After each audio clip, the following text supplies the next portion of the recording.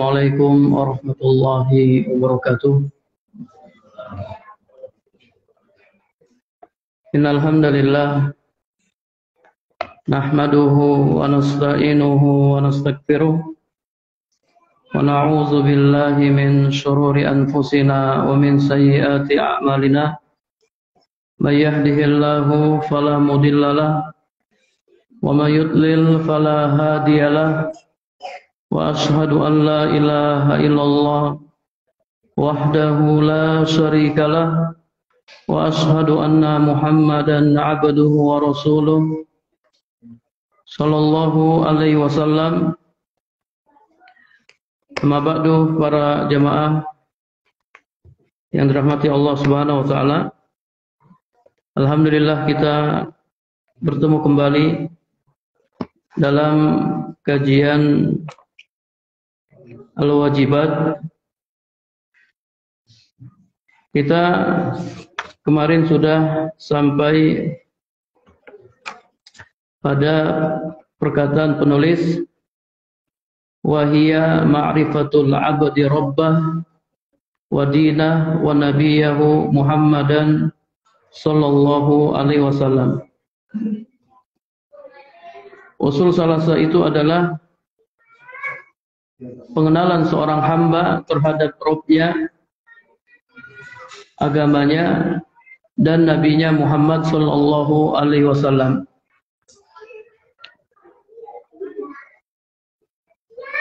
Wahia ma'rifatul abdi. Apa yang dimaksud dengan ma'rifah di sini? Al-ilmu. Ma'rifah yang muradif, yang sinonim dengan al-ilmu. Apa itu ilmu?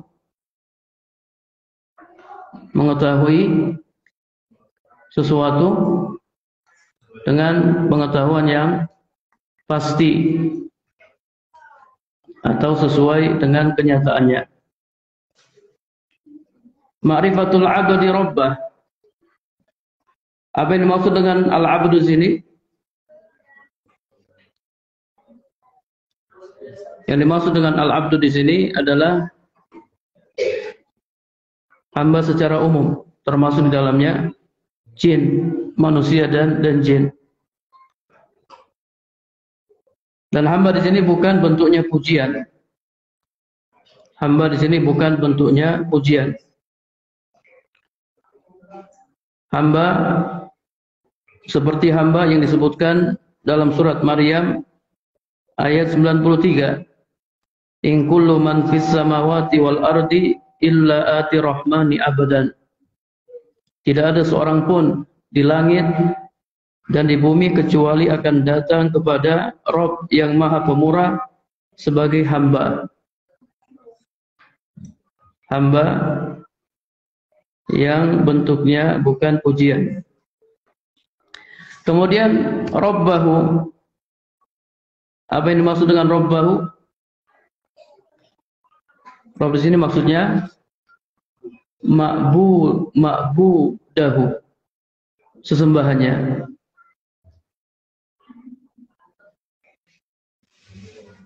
Jadi pengenalan seorang hamba terhadap sesembahannya. Karena banyak lafaz Rabb yang dimaksud dengannya adalah al-ma'bud.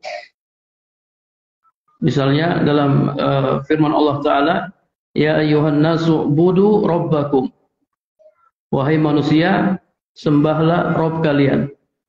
Rabb di sini al-ma'bud, yang disembah. Dia sebagai maf'ul bi.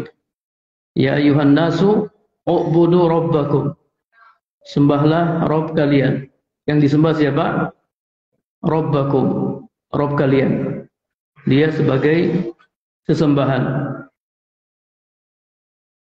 Jadi u'budu rabbakum ay u'budu ma'budakum. Baik. Kemudian wadinahu, dan agamanya. Apa pengertian ad-din? Ad-din adalah sesuatu yang diperintahkan oleh Allah Subhanahu wa taala melalui lisan para rasulnya. Ada di buku antum ya, di syarah antum, situ pengertian din. Waddin lughatan secara bahasa artinya adzullu wal inqiyad. Dalam syarah adzullu wal inqiyad, kerendahan dan ketundukan. Secara syar'i ma amarallahu bihi ala alsinati rusulihi, sesuatu yang Allah perintahkan melalui lisan para rasulnya. Itu pengertian din. Ada yang mengartikan din adalah sesuatu yang disyariatkan oleh Allah melalui lisan para rasulnya. Din di sini maksudnya din yang bermakna khusus ya. Sesuatu yang Allah syariatkan atau sesuatu yang Allah perintahkan melalui siapa? Melalui Rasul Muhammad sallallahu alaihi wasallam. Itulah din. Jadi din itu sesuatu yang Allah syariatkan atau Allah perintahkan melalui lisan Nabi Muhammad sallallahu alaihi wasallam. Itu dinuna, agama kita. Wa nabiyahu Muhammadan sallallahu alaihi wasallam, kemudian dan nabinya Muhammad sallallahu alaihi wasallam. Apa pengertian nabi? Nabi adalah seorang laki-laki atau seorang manusia laki-laki yang mendapatkan wahyu dari Allah dan diperintahkan untuk menyampaikannya kepada orang-orang yang beriman. Kalau Rasul, seorang manusia laki-laki yang diberi wahyu oleh Allah Subhanahu wa taala dan diperintahkan untuk menyampaikannya kepada orang-orang kafir atau orang-orang yang menyelisihinya. Jadi nabi di sini ya maksudnya dan nabinya serta rasulnya Muhammad sallallahu alaihi wasallam. Karena kedudukan Nabi Muhammad sallallahu alaihi wasallam bukan hanya nabi, beliau adalah seorang rasul. Nubbi'a bi Iqra wa ursila bil Mudassir. Beliau diangkat menjadi nabi dengan Iqra dan diangkat menjadi rasul dengan Al-Mudassir. Baik. Kemudian penulis rahimallahu taala berkata, fa iza qila laka man rabbuk faqul rabbi Allahu allazi rabbani wa rabba jami'al alamina bi ni'matihi wa huwa ma'budi laisa li ma'budun siwa. Wa idza qila lak ma dinuk faqul dinul Islam wa huwa al-istislam lillahi bit tauhid wal inqiyadu lahu bit ta'ah wal bara'atu minasyirki wa ahlihi. Wa idza qila lak man nabiyyuka faqul wa Muhammad bin Abdullah bin Abdul Muttalib bin Hashim wa Hashim min Quraisy wa Quraisy min al-Arab wal Arab min zurriyyati Ismail bin Ibrahim al-Khalil alaihima wa ala nabiyyina afdhalus salati wa taslim. Untuk perhatikan, setelah penulis menyebutkan usul salasah secara global itu yaitu seorang hamba mengenal Rabbnya, mengenal agamanya dan mengenal nabinya Muhammad sallallahu alaihi wasallam. Ini secara global. Setelah beliau sebutkan usul salasah secara global, kemudian beliau menyebutkannya secara rinci, satu persatu. Kalau kamu ditanya siapa Rabbmu, kalau kamu ditanya apa agamamu, kalau kamu ditanya siapa nabimu, setelah beliau menyebutkan secara global, beliau menyebutkannya secara rinci. Ada faedah di sini, kata para ulama, tatmiman lil faidah wa tansitan lil qari. Untuk menyempurnakan faedah dan membangkitkan semangat para pembaca. Jadi faedahnya belum sempurna, maka disempurnakan dengan dirinci. Kemudian juga untuk membangkitkan semangat para pembaca. Kita jadi semangat apabila kita mengetahui sesuatu secara global, maka kita akan rindu untuk mengetahuinya secara rinci.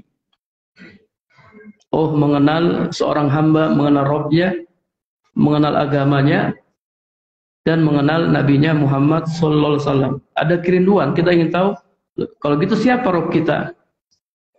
Apa agama kita? Siapa nabi kita? Kita ingin tahu secara rinci. Rinciannya seperti apa?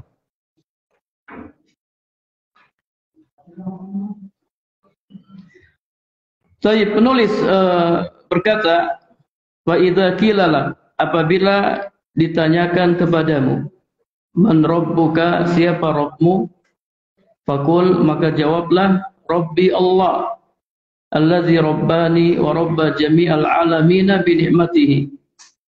Jawablah, Rabbku Allah yang telah mentarbiyahku atau memeliharaku dan memelihara seluruh alam semesta dengan nikmatnya. Wa huwa ma'budi, dia adalah sesembahanku. Laisa li ma'budun siwah, aku tidak punya sesembahan selainnya. Perhatikan, ya, di sini penulis mulai merinci dengan menggunakan metode tanya jawab. Wa akhrajal kalam bi sighatis su'al. Penulis menyampaikannya dengan bentuk pertanyaan.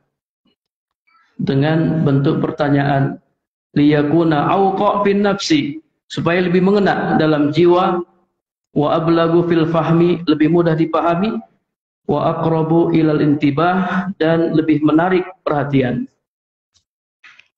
Jadi metode tanya jawab ini adalah metode nabawi. Metode tanya jawab dalam mengajar ini adalah metode Nabi Sallallahu Alaihi Wasallam. Kalau perhatikan hadis-hadis Nabi, terkadang ketika Nabi menyampaikan sesuatu, Nabi menyampaikannya dengan bentuk pertanyaan. Atadruna mal muflis? Tahukah kalian siapakah orang yang bangkrut? Nabi sampaikan dengan bentuk pertanyaan. Tadi tujuannya apa? Liyakuna awqa' fin nafs, supaya lebih mengena.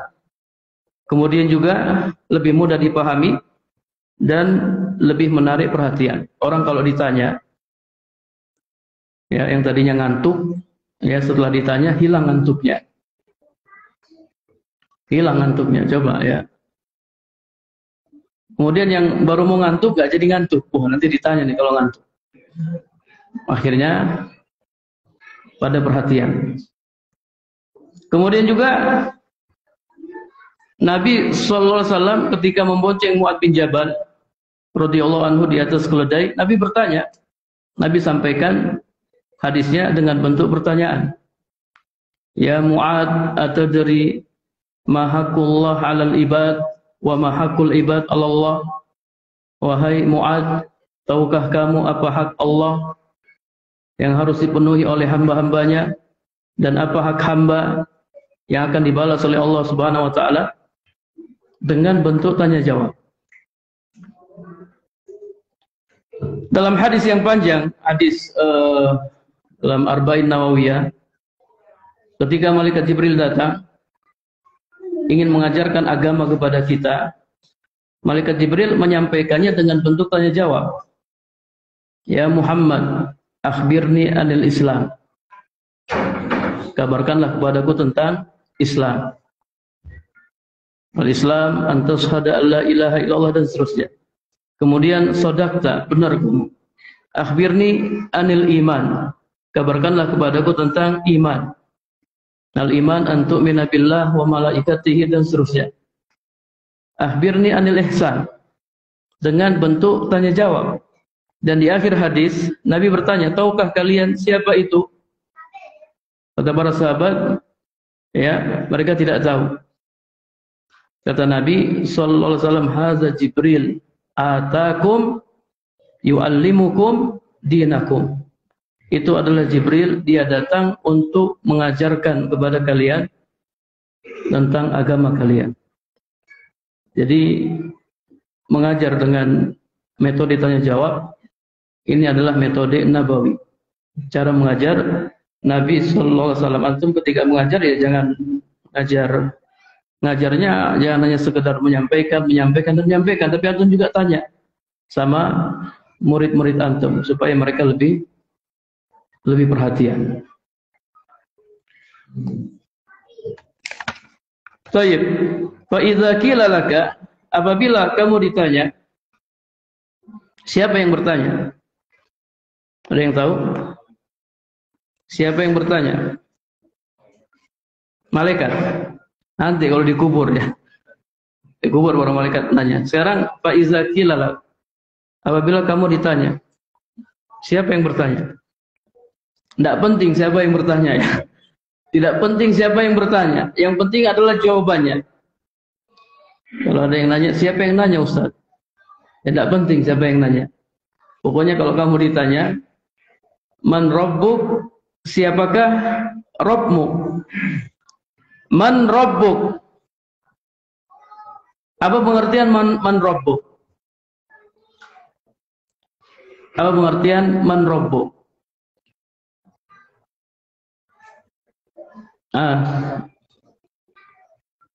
Man rabbuk, siapakah sesembahanmu? Man rabbuk artinya siapakah sesembahanmu? Tadi kan sebelumnya sudah kita bahas ma'rifatul abdi rabbah, seorang hamba mengenal sesembahannya. Jadi man rabbuk di sini artinya man ma'buduk, siapakah sesembahanmu? Bukan siapakah Tuhanmu ya. Yang diinginkan oleh penulis ini man ma'budu, siapakah sesembahanmu. Kalau siapakah Tuhanmu, siapakah yang menciptakanmu, siapakah yang memberikan rezeki kepadamu, ini bisa dijawab oleh orang-orang musyrik. Karena orang musyrik mengimaninya. Orang musyrik beriman kepada rububiyah. Rabb di sini maksudnya uluhiyah. Apabila ditanyakan kepadamu, man rabbuk, siapakah sesembahanmu? Maka jawablah, Rabbi Allah. Sesembahanku adalah Allah. Ini menunjukkan tauhid rububiyah melazimkan tauhid uluhiyah. Rabbi Allah. Kalau kita mengartikan pakai rububiyah, Rabbku yang telah menciptakanku, yang telah memberikan rezeki kepadaku, yang telah menghidupkanku, mematikanku, huwa Allah. Dialah sesembahanku. Tauhid rububiyah melazimkan tauhid uluhiyah. Jadi orang yang mengaku penciptanya Allah, pemberi rezekinya Allah, pengaturnya Allah, dia harus mengesahkan Allah Subhanahu wa taala dalam ibadah. Ini tauhid rububiyah melazimkan tauhid uluhiyah.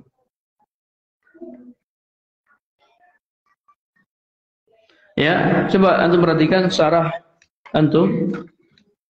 Fa idza qila laka man rabbuk, apabila ditanyakan kepadamu siapakah Rabbmu, ai man ilahuka, siapakah sesembahanmu, allazi khalaqaka, yang telah menciptakanmu, wa rabbaka, mentarbiyahmu, wa razaqaka, an-ni'am, yang telah memberikan rezeki kepadamu berupa kenikmatan-kenikmatan, litasta'ina biha ala ibadatihi wahdah la syarikalah,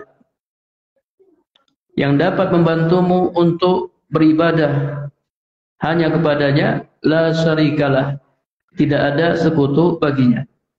Jadi man ilahuka, man rabbuk artinya man ilahuka, siapa sesembahanmu.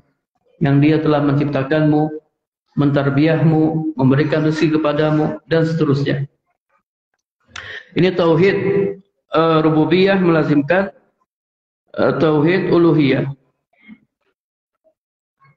Jadi kemarin sudah kita singgung, jika kata Rabb disebutkan dengan kata Allah, Rabb dan juga Allah, maka Rabb situ maknanya apa?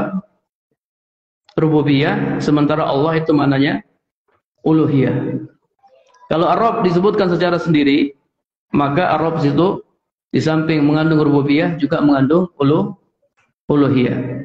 Sama dengan Allah. Allah kalau disebutkan secara tersendiri, Allah di situ mengandung uluhiyah dan mengandung rububiyah. Ini seperti apa? Seperti lafaz fakir dan miskin. Seperti Islam dan iman, ya, dan lain-lain. Fakir dan miskin itu kalau disebutkan dua-duanya, maka fakir maknanya lain, miskin punya makna tersendiri. Tapi kalau fakir disebutkan secara tersendiri atau miskin disebutkan secara tersendiri, maka mencakup dua-duanya. Mencakup dua-duanya. Ini kita harus paham kaidah-kaidah seperti ini. Jadi tauhid rububiyah melazimkan tauhid uluhiyah. Artinya pengakuan seseorang tentang Tuhannya yang menciptakan, yang mengatur dan memberi rezeki mengharuskan dia hanya menyembah Allah Subhanahu wa taala. Mengharuskan dia untuk beribadah kepada Allah semata. Ya, ini penting. Antum kalau ingin dakwai orang-orang musyrik, antum dakwai mereka dengan rububiyah. Karena mereka mengimani rububiyah. Bukankah siapa yang menciptakanmu? Allah. Siapa yang memberikan rezeki kepadamu? Allah. Siapa yang menghidupkanmu? Allah. Siapa yang mematikanmu? Allah. Baru. Baik, kalau gitu siapa yang berhak disembah? Kalau gitu siapa yang berhak disembah? Harusnya apa? Harusnya Allah Subhanahu wa taala. Yang berhak disembah hanya Allah. Karena Dia yang menciptakanmu, Dia yang memberikan rezeki kepadamu. Kenapa engkau menyekutukan Allah Subhanahu wa taala? Jadi kita sampaikan apa yang mereka akui, apa yang mereka imani, kemudian kita melazimkan mereka untuk menetapkan apa yang mereka ingkari, yaitu tauhid uluhiyah. Tauhid uluhiyah. Para jemaah yang dirahmati Allah Subhanahu wa taala, di sini ada faedah. Jadi seseorang boleh menyandarkan sesuatu dari alam semesta ini kepada Allah Subhanahu wa taala selama tidak memberikan kesan jelek. Misalnya kita mengatakan Allahu Rabbi, boleh. Allah itu Rabbku. Atau Rabbul Ka'bah, Allah itu Rabbnya Ka'bah, boleh. Menyandarkan Ka'bah kepada Rabb, menyandarkan kita kepada Rabb. Rabbul Alamin, Rabb semesta alam. Rabbul Malaikah, Rabbul Anbiya, boleh. Tapi kalau seandainya kita menyandarkan sesuatu dari alam ini kepada Allah Subhanahu wa taala dan bermakna jelek atau terkesan jelek, maka tidak boleh. Walaupun Allah yang menciptakannya. Misalnya kita mengatakan Allahu Rabbul Khinzir, tidak boleh. Allah itu Rabbnya babi, tidak boleh. Allah itu Rabbnya monyet, ya tidak boleh. Karena ini memberikan kesan jelek kepada Allah Subhanahu wa taala. Ya, jadi sebagai bentuk adab kepada Allah Subhanahu wa taala, kita tidak boleh menyandarkan ya alam kepada Allah Subhanahu wa taala kalau memberi kesan jelek. Kemudian ya wala yutlaqu mu'arrafan bi alif wal lam illa 'ala Allah taala. Kata Rabb, Rabb dengan alif lam itu tidak boleh diitlakkan kecuali kepada Allah Subhanahu wa taala. Ar-Rabb ya dengan alif lam itu hanya untuk Allah. Tidak boleh kita mengatakan kepada selain Allah, tidak boleh. boleh mengatakan atau boleh menggunakan kata Rabb untuk selain Allah kalau bentuknya apa? Bentuknya nakirah, tidak ada alif lamnya. Rabbul bait, anta rabbul bait, engkau pemilik rumah. Anta rabbus sayyarah, engkau pemilik mobil, dan seterusnya. Kalau yang seperti ini boleh. Tapi kalau anta rabbu dengan alif lam, ini tidak boleh. Rabb dengan alif lam itu hanya untuk Allah Subhanahu wa taala. Kemudian perkataan penulis, alladzi rabbani wa rabba jami'al alamina bi ni'matihi,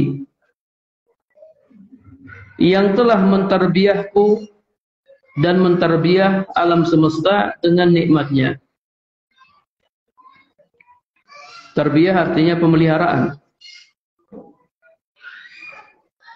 Allah Subhanahu wa taala mentarbiyah kita dan mentarbiyah alam semesta dengan dua macam tarbiyah. Jadi tarbiyah Allah ada dua. Ada tarbiyah ammah dan ada tarbiyah khassah. Ada tarbiyah yang umum dan ada tarbiyah yang khusus.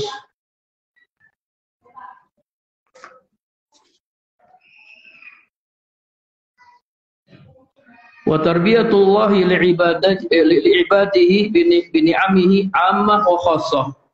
Tarbiyah Allah kepada hamba-hambanya dengan nikmat-nikmatnya ada yang umum dan ada yang khusus.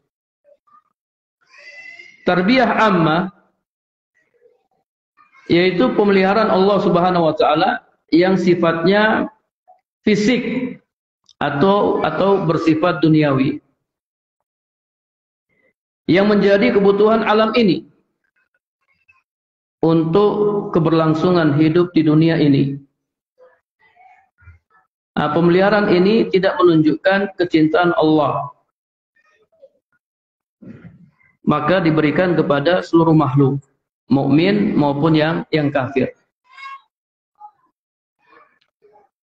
Contoh tarbiyah ammah ya seperti makan, kemudian juga minum, pakaian, tempat tinggal, dan segala peralatan untuk menjaga dari perkara-perkara yang membahayakan dirinya dan alat-alat untuk mencari manfaat. Ini namanya tarbiyah ammah. Di sini jelaskan ya, tarbiyah ammah, tarbiyah yang umum. Fal ammatu yastariku fiha al-mu'min wal kafir. Tarbiyah yang umum berkumpul di dalamnya orang mukmin, orang kafir, al-bar wal fajir, orang yang baik, orang yang buruk, wa ghairihim, dan yang lainnya. Ka ni'matil afiyah, seperti nikmat sehat, wal walad, anak, wa zaujah, ya, istri, dan lain-lain. Orang kafir dikasih sehat enggak? Dikasih sehat. Orang kafir dikasih anak enggak? Dikasih anak. Dikasih istri yang cantik enggak? Dikasih istri yang cantik. Orang mukmin dikasih enggak? Orang mukmin juga dikasih. Orang mukmin dikasih sehat, dikasih anak, dikasih istri, dan seterusnya. Jadi tarbiyah ammah ini untuk seluruh makhluk Allah Subhanahu wa taala, untuk yang mukmin maupun untuk yang kafir. Dan ingat, tarbiyah ini tidak menunjukkan Allah Subhanahu wa taala cinta kepada seseorang. Kalau kita dapat tarbiyah ini, tarbiyah ammah, itu bukan dalil, itu bukan bukti Allah Subhanahu wa taala mencintai kita. Makanya kita tidak perlu bangga. Ya, wah, saya orang kaya, tidak perlu bangga. Orang kafir juga banyak yang kaya. Ya, wah, istri saya cantik, tidak perlu bangga.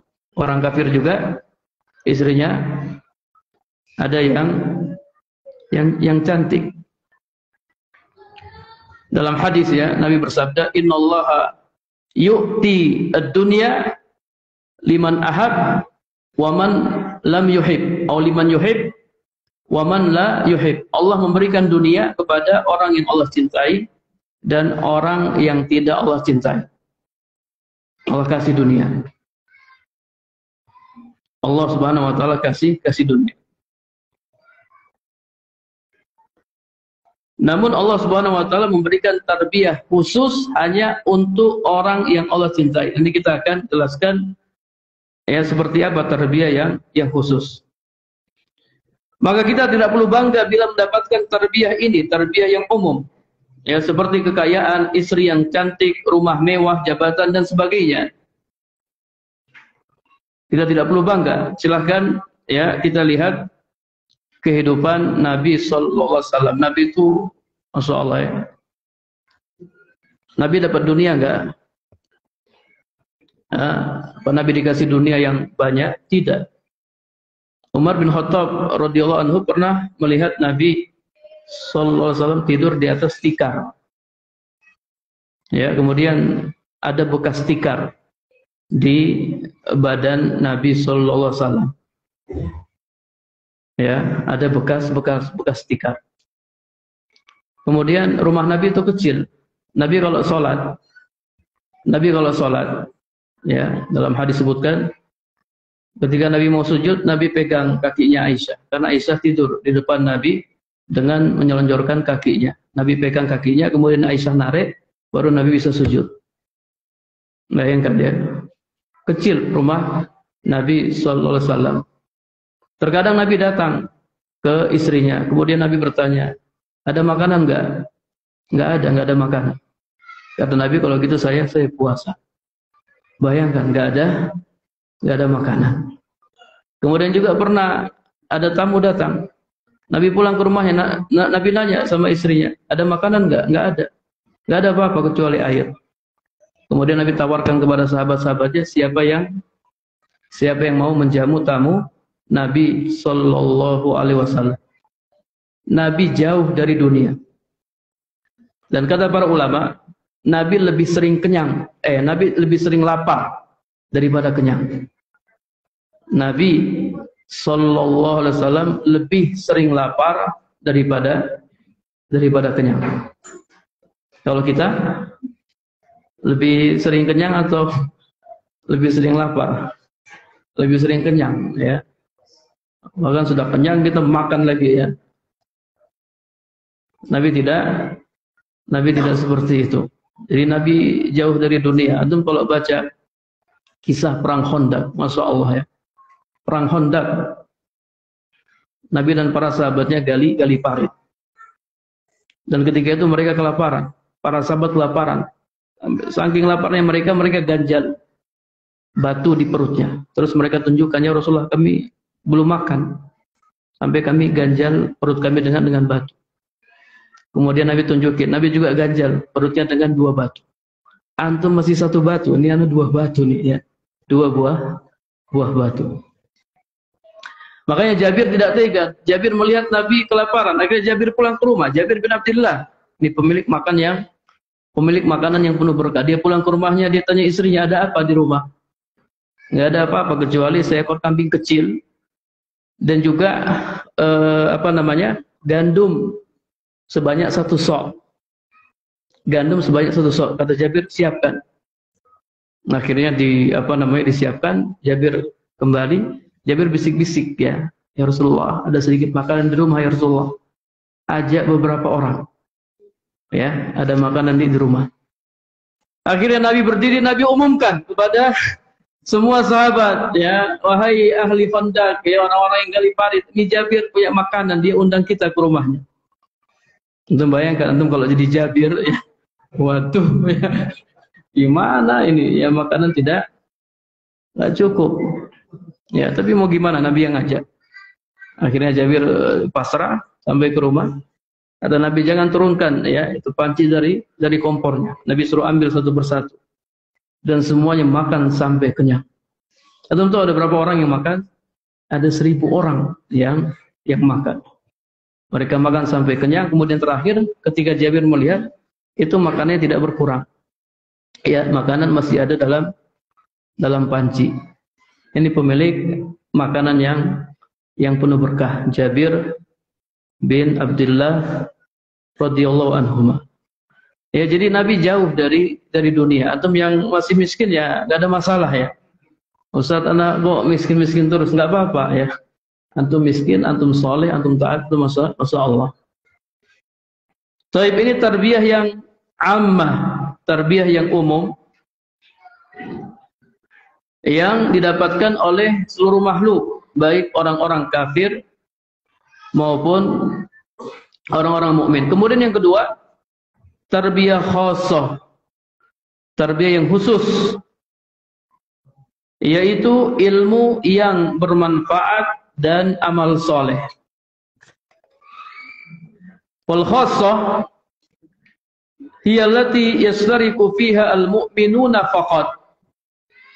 Adapun tarbiyah yang khusus yaitu tarbiyah yang hanya didapatkan oleh orang-orang yang beriman saja.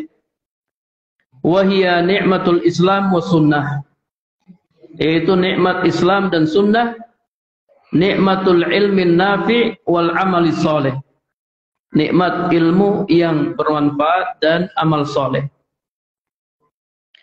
Tarbiyah ini hanya diberikan kepada orang-orang yang khusus, yang merupakan bukti kecintaan Allah Subhanahu wa taala kepada mereka. Ya.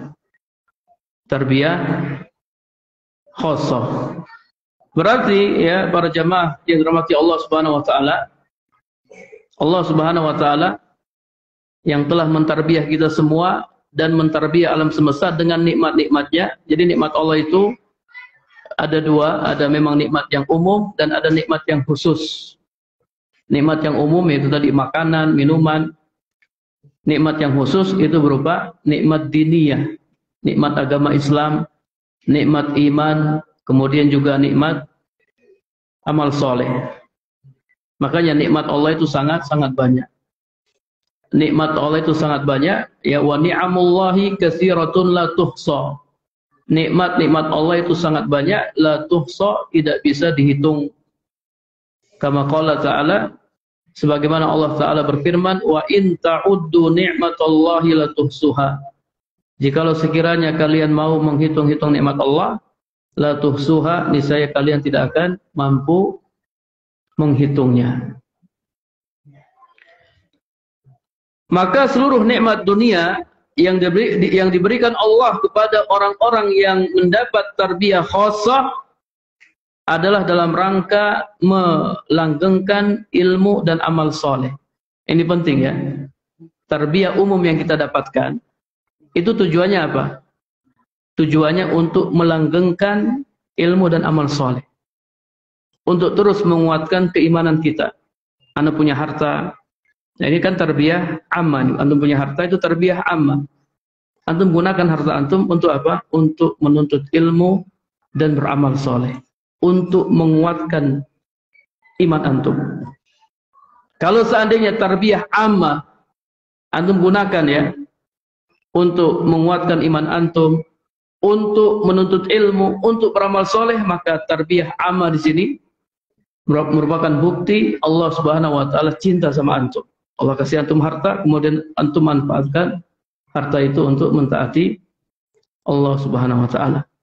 Antum termasuk orang yang bersyukur. Menuntut ilmu butuh harta enggak? Butuh harta, harus ada bekal. Ya, apalagi zaman sekarang. Masukin pondok, masukin anak pondok itu biayanya tidak sedikit ya, besar biayanya. Butuh harta. Gunakanlah harta yang Allah berikan untuk menuntut ilmu dan untuk beramal soleh. Jangan sampai antum gunakan tarbiyah ammah ya bukan untuk ketaatan, malah untuk bermaksiat. Waliyadzubillah, ini orang yang kufur. Orang yang kufur nikmat. Baik, kemudian kata penulis, wa huwa ma'budi laisa li ma'budun siwa, dan dia adalah sesembahanku, aku tidak punya sesembahan selainnya. Azan ya. Baik, kita dengarkan azan, nanti kita jelaskan perkataan penulis, wa huwa ma'budi laisa li ma'budun siwa.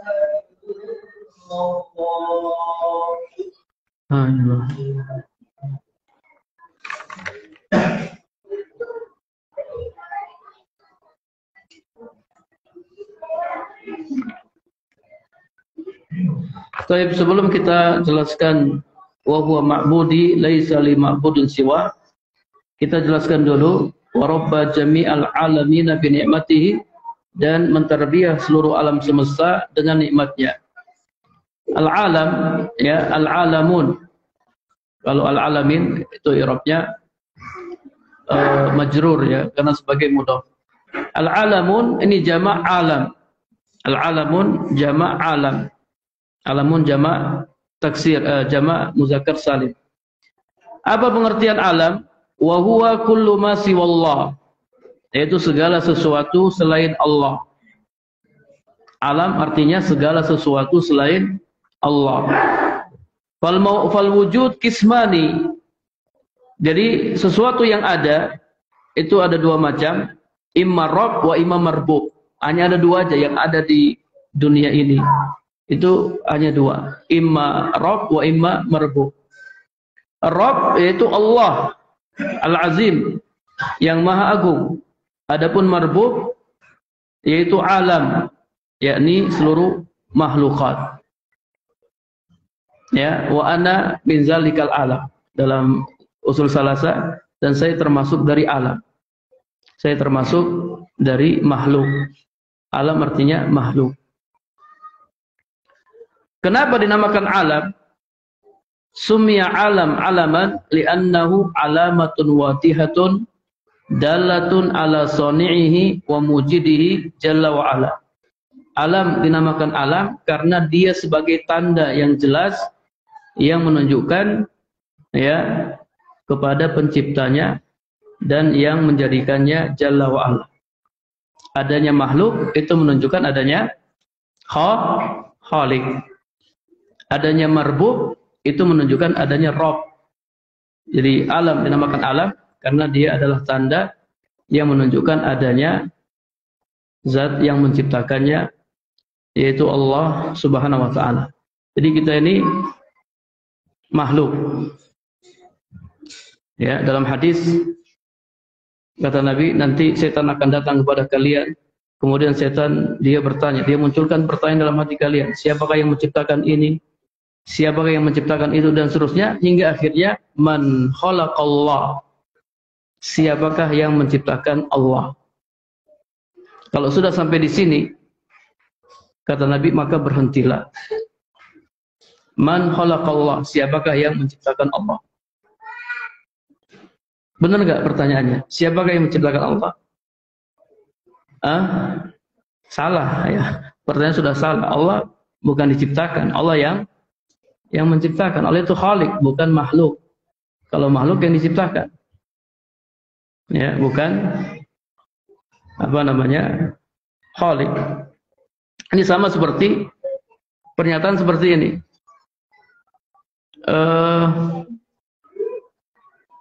Antum sudah punya anak, Pak? Pak Roji sudah punya anak? Pak Roji, antum melahirkan berapa anak, Pak Roji?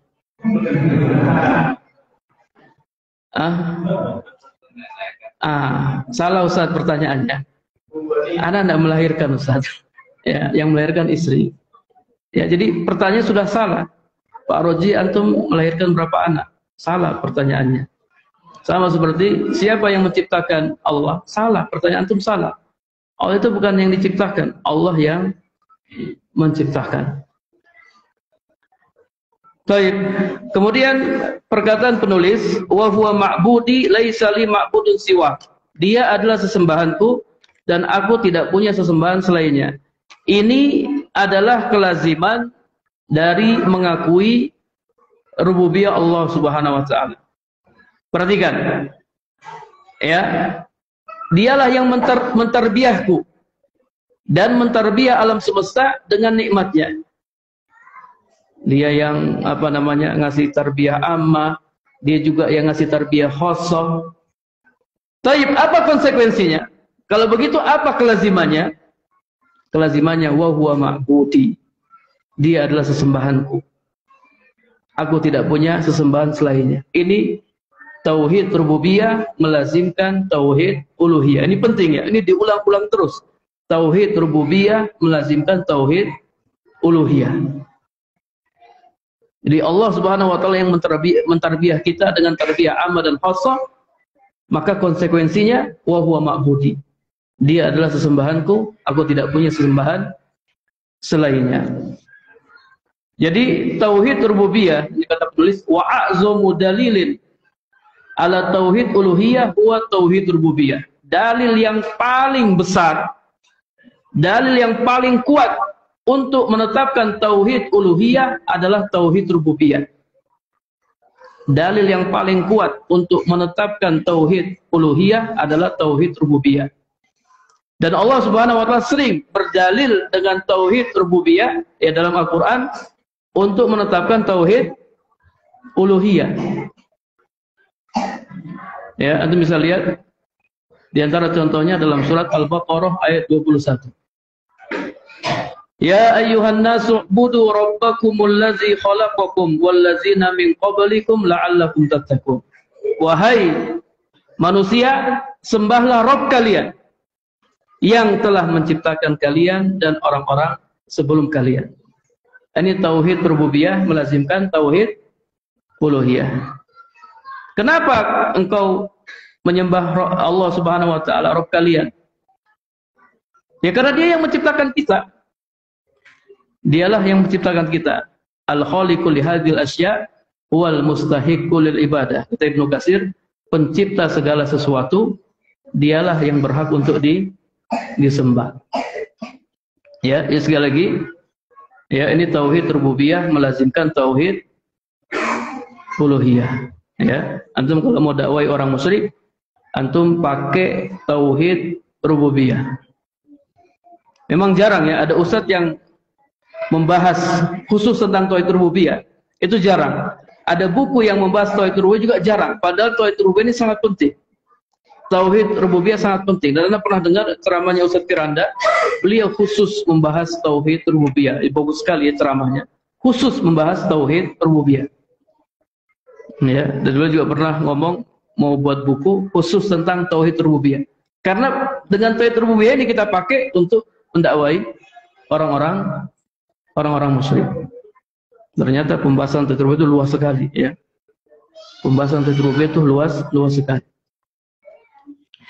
Wallahu a'lam bishawab ya. Ini barangkali yang bisa Anda sampaikan. Jadi kita sudah dapat perkataan penulis ya. Ana ulang, ini siapa yang bisa hafalkan nanti dapat hadiah.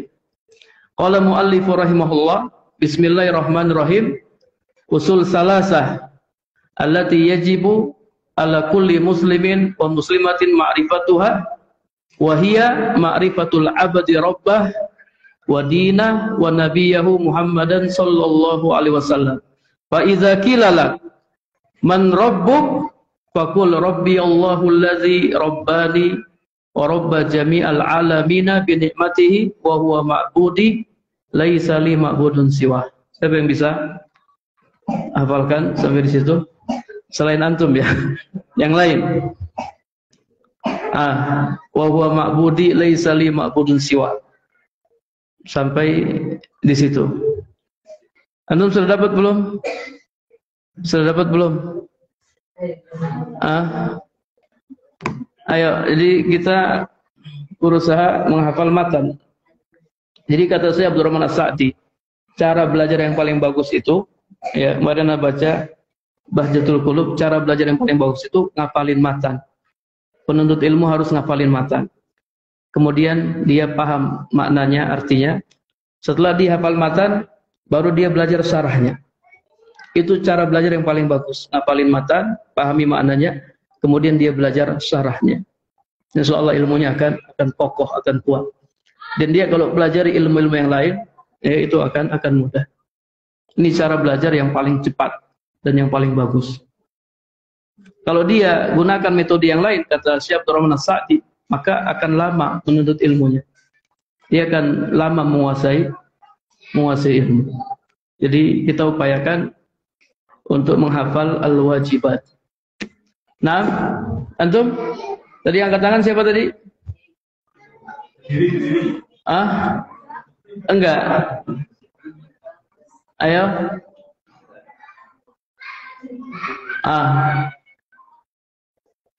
Enggak ada. Baik, kalau nggak ada kita tanya kalau gitu ya. Perkataan penulis, ya, faqul rabbi allazi rabbani wa rabba jami'al alamina bi ni'matihi. Sini ya ada dua tarbiyah. Siapa yang bisa jelaskan tarbiyah di sini? Dialah yang memeliharaku dan memelihara alam semesta dengan nikmat-nikmatnya. Tarbiyah Allah kepada makhluknya ada berapa? Ya, Rahman. Yang pertama, ammah. Apa itu tarbiyah ammah?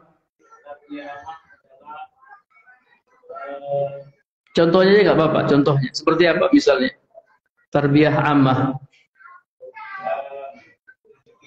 Dikasih rezeki, terus dikasih apa lagi? Harta, dikasih istri cantik ya. Abdul Rahman udah ditarbiyah ammah ya. Kasih istri yang soleha. Terus kasih utus yang banyak. Kasih rumah ya. Itu tarbiyah ammah. Tapi yang tarbiyah khassah, ilmu yang bermanfaat, terus amal soleh, kemudian iman. Ya, apa bedanya tarbiyah ammah dan tarbiyah khassah? Tarbiyah ammah itu diberikan kepada seluruh manusia. Ya.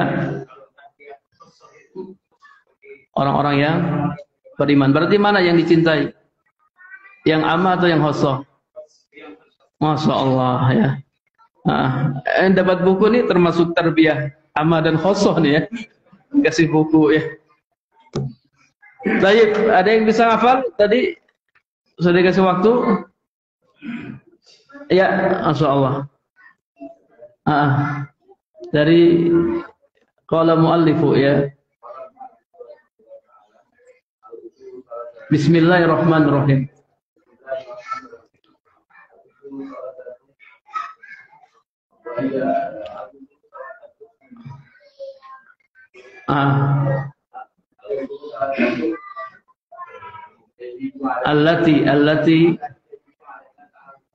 Allati yajibu ala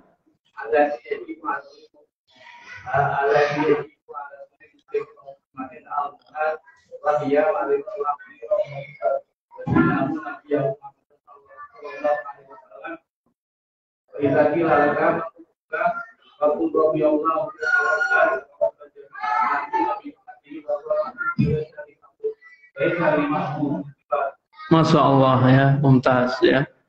Jadi ayah ini diambil bukunya. Masya Allah ya.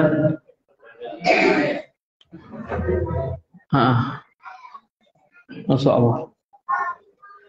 Baik, kita cukupkan ya, mudah-mudahan Allah Subhanahu wa taala memberkahi pertemuan kita. Kita akhiri dengan doa kafaratul majlis. Subhanakallahumma wa bihamdika asyhadu an la ilaha illa anta astaghfiruka wa atubu ilaik. Assalamualaikum warahmatullahi wabarakatuh.